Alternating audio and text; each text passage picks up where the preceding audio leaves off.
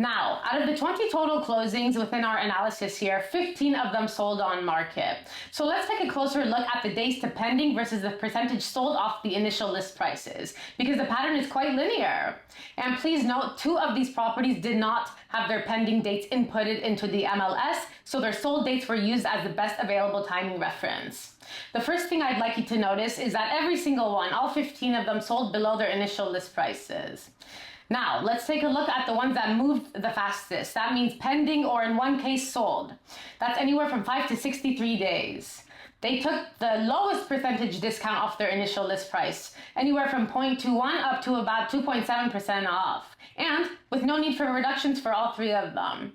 Now look at the bottom of this chart, the homes that took the longest, anywhere from 670 to 1105 days to go pending under contract. So those ones, that means that they were sitting for about 2 to 3 years to sell, 2 to 3 years. They took the largest percentage discounts off their initial list prices, anywhere from about 34 to 37% off. So about, let's say, just over a third. And they had the most amount of reductions concentrated there. Do you see that?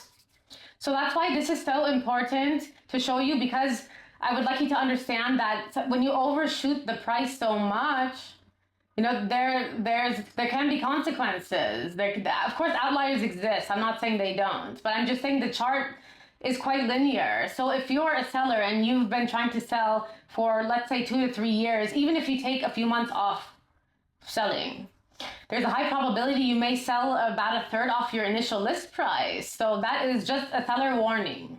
As a seller interviewing agents, it can be tempting to choose the person who gives you the highest number, especially if they have strong marketing, a big name, or a high-end brand behind them.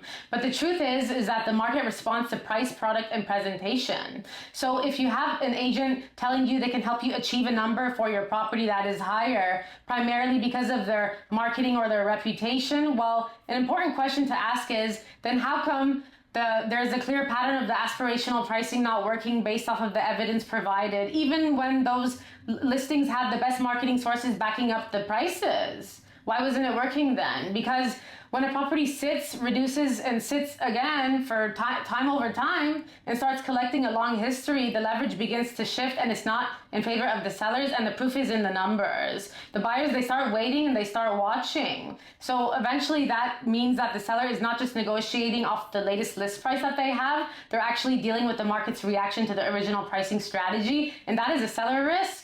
And to be clear, aspirational pricing can work in certain cases. Take a look at Fox Hill in the Country Club, for example. La Jolla's first gated community in over 40 years, currently in development. The reason the original estate, which